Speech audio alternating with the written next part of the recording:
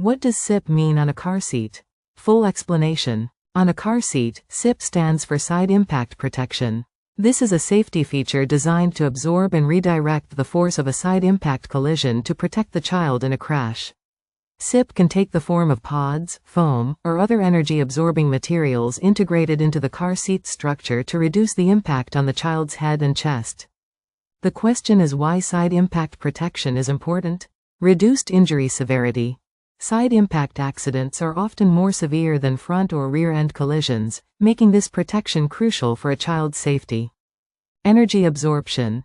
SIP components, such as foam or additional SIP plus blocks, act like a car's crumple zone by deforming to absorb energy from the collision.